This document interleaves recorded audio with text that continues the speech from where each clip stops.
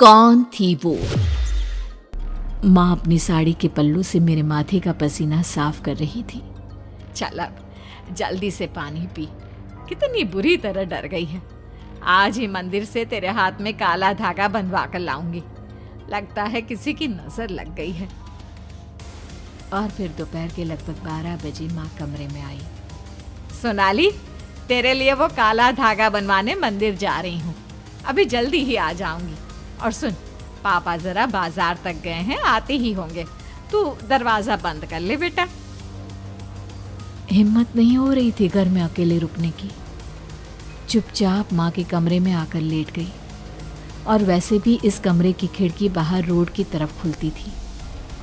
बीती रात के डर से अपना ध्यान हटाने के लिए मैं लगातार खिड़की से बाहर की तरफ देख रही थी। तभी अचानक एक लंबा सा घूंघट चेहरे पर डाले एक औरत मेरी खिड़की के एकदम पास आकर खड़ी हो गई। उसने पूछा, पानी मिलेगा? बहुत प्यास लग रही है। मैंने धीरे से जवाब दिया, हाँ हाँ, मैं आपके लिए पानी लेकर आती हूँ। जाते जाते मैंने पलटकर उस औरत की तरफ देखा। उसके चेहरे पर अब भी लंबा घूंघट था, लेकिन वो किसी से बातें कर रही थी, ठीक वैसे ही जैसे एक माँ अपने छोटे बच्चों से करती है। लेकिन वहां तो कोई नहीं था। किससे बातें कर रही है? मुझे तो कोई बच्चा नजर नहीं आ रहा। जग और गिलास में पानी लेकर मैं खिड़की के पास आई। खिड़की पर लगी ग्रिल के बीच से ही गिलास उसकी तरफ बढ़ा दिया और उसी बीच मैंने खिड़की के बाहर झांक कर देखने की कोशिश की कि क्या सचमुच उसके साथ कोई था जिससे वो बातें कर रही थी। लेकिन वहां मुझे कोई नजर नहीं आया। मैं उस औरत का चेहरा देखने की कोशिश कर रही थी।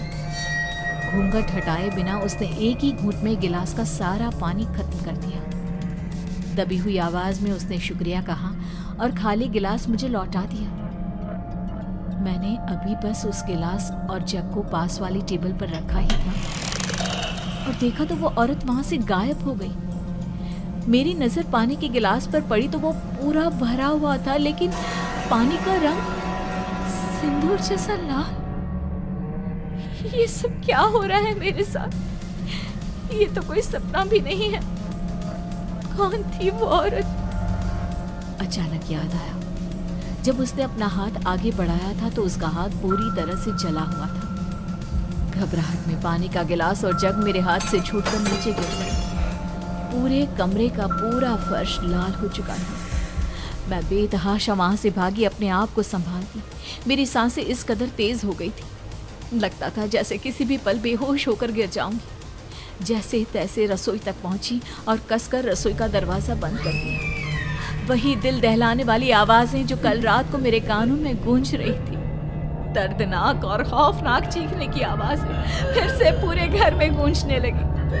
मेरी आंखों के सामने वही 3 लड़कियां जो कल रात को मेरे सपने में आई थी, खड़ी थी। उनकी आंखें हैवानियत से भरी हुई थी, गर्दन टेढ़ी, चेहरा और पूरा शरीर जला हुआ।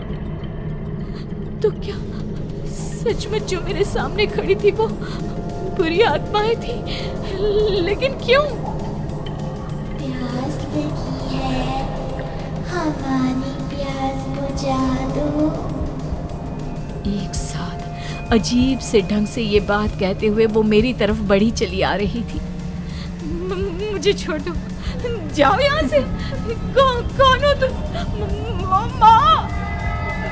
लेकिन अगले ही पल पूरा घर उनकी खौफनाक हंसी और दर्दनाक चीखों से गूंज उठा। उसके बाद क्या हुआ मैं नहीं जानती, लेकिन जब मेरी आंख खुली तो मैं हॉस्पिटल में थी। माँ ने बताया कि जब वो मंदिर से लौट कर आई तो मैं रसोई में बेहोश पड़ी हुई थी। रसोई में क्या कर रही थी बेटा? दरवाजा भी अंदर से बंद नहीं किया था तुमने। अगर कुछ हो जाता तो? इस हालत में तुम्हें अपना ख्याल रखना चाहिए सोनाली।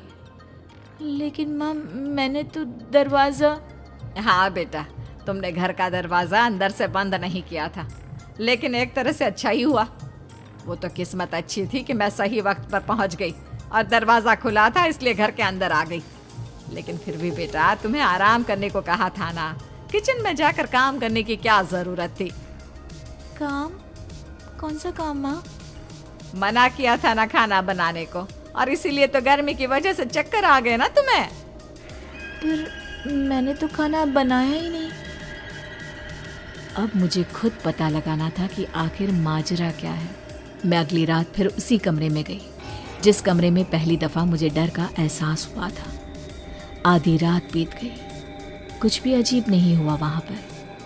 अचानक बिस्तर पर बैठे बैठे मुझे एहसास हुआ कि वहाँ कुछ था। गद्दे के नीचे कुछ प्लास्टिक के पैकेट में रखा हुआ। देखा तो सिंदूर था उसमें, लाल सिंदूर। ये यहाँ किसने रखा होगा और क्यों? तभी रात के सन्नाटे को चीरती हुई कुछ आवाजें मेरे कानों से टकराने लगी। खिड़की के पल्ले एक बार फिर से खड़खड़ाने लगे। मैं समझ गई मेरा सामना किसी दूसरी दुनिया की काली शक्तियों से होने वाला है। हाथ में काला धागा पहना हुआ था मैंने, और इसीलिए उस वक्त वहां रुकने की हिम्मत कर पाई। कांपते हाथों से झटके के साथ मैंने खिड़की को खोला। लेकिन ये क्या?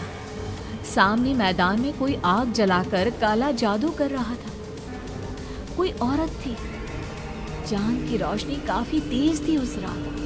ध्यान से देखा तो पता चला ये तो माँ थी। उनके हाथों में थी एक कपड़े की गुड़िया, और बड़े बेढंगे तरीके से वो उस गुड़िया को सिंदूर से नहला रही थी, और सिंदूर धुला दूध उस आग के हवाले कर रही थी। न जाने कौन सी भाषा में अजीबोगरीब मंत्र पढ़ रही थी। माँ का चेहरा उस वक्त नॉर्मल नहीं लग रहा था। ऐसा लगा जैसे शरीर उनका है लेकिन आत्मा उनकी नहीं है। शक्ल उनकी है लेकिन वो आवाज मेरी माँ की कतई नहीं थी। तो क्या ये सब कुछ जो हो रहा था वो माँ? लेकिन माँ ऐसा क्यों करेगी? एक बार फिर से उस खिड़की को बंद कर लिया। वो रात जैसी तैसी बीती, और सुबह घूमने का बहाना करके मैं घर से बाहर निकल पड़ी। अभी कुछ ही कदम चली थी कि पड़ोस वाले शर्मा अंकल के घर पर नजर पड़ी। 2 ही साल में ये घर खंडहर जैसा हो गया। लेकिन शर्मा अंकल तो अपने बेटे और बहू के साथ रहा करते थे। फिर घर की हालत ऐसी क्यों है? और ये दीवारों पर काले निशान कुछ अजीब लगते हैं। इससे पहले कि मैं कुछ और सोचती, अचानक किसी ने पीछे से मेरे कंधे पर हाथ रखा। मेरी चीख निकलते निकलते रह गई। पलट कर देखा तो मोहल्ले की एक आंटी थी। अरे सोनाली बेटा, कब आई और तबीयत कैसी है तेरी? सब कुछ ठीक है ना? मेरे चेहरे पर डर वाले एक्सप्रेशन देखकर उन्होंने हंसते हुए पूछा। क्या हुआ, डर गई क्या? नहीं, आप बताइए, आप कैसी हैं? तू इस हालत में यहाँ क्या कर रही है, इस मनहूस घर के आगे? वो तेज कदमों से आगे की तरफ चल पड़ी। शायद वहां पर रुकना नहीं चाहती थी, लेकिन अब उसकी वजह जानना मेरे लिए जरूरी था। बहुत कुछ अजीब हो चुका था, और शायद आंटी उसके बारे में कुछ तो जानती थी। एक मिनट आंटी, मुझे आपसे कुछ पूछना था। उनकी कदमों की रफ्तार पहले से ज्यादा हो गई। 8 महीने प्रेग्नेंट होने की वजह से मेरे लिए तेज चल पाना मुमकिन नहीं था। मैंने उनका पीछा करने की कोशिश की, लेकिन तब तक वो मोहल्ले से बाहर की तरफ एक संकरी गली तक पहुंच चुकी थी। आंटी, मेरी बात तो सुनिए आंटी, मुझे कुछ पूछना था। क्या पूछना था? मुझे लगा शायद वो मुझसे बात करने के मूड में नहीं है और इसलिए गुस्से के साथ बात कर रही हैं। आंटी, क्या इस घर में कुछ अजीब है? मेरा मतलब है शर्मा अंकल के घर में। वो क्या है ना, पिछले कुछ दिनों से हमारे घर में भी। उन्होंने पलटकर मेरी तरफ देखा। वही जला हुआ चेहरा, वही खौफनाक आंखें। शायद एक बार फिर से बेहोश हो गई थी मैं, क्योंकि जब आंख खुली तो अपने आप को हॉस्पिटल में पाया और माँ ने परेशान होते हुए मुझे खबर सुनाई। बेटा, डॉक्टर ने तेरी अल्ट्रासाउंड की थी। तेरे पेट में 3 बच्चे पल रहे हैं। ये बात तूने पहले क्यों नहीं बताई बेटा?